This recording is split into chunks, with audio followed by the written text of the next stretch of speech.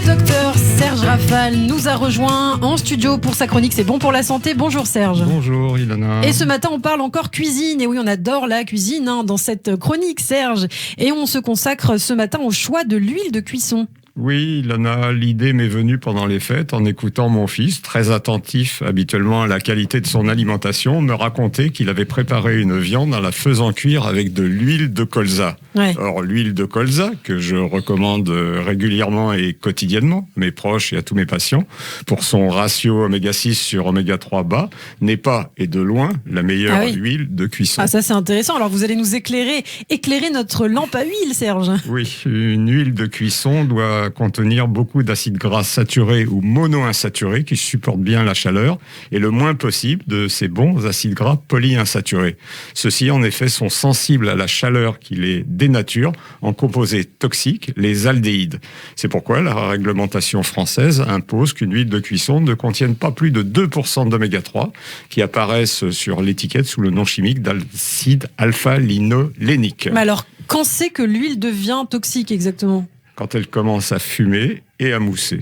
Sachez qu'une huile raffinée, moins bonne pour la santé, résiste mieux à la chaleur.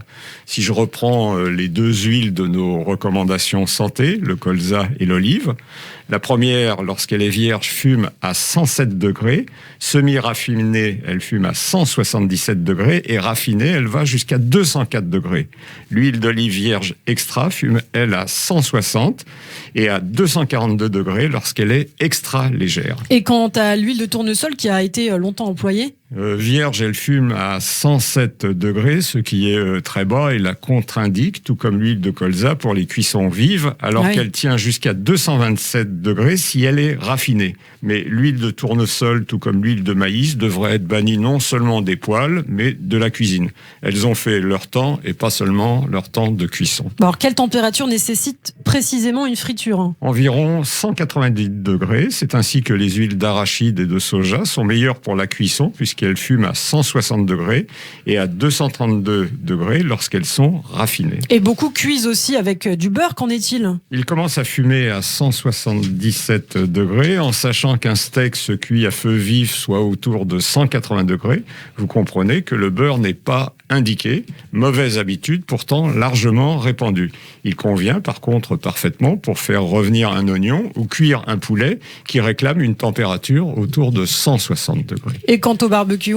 À éviter le plus possible car il dégage des substances cancérogènes.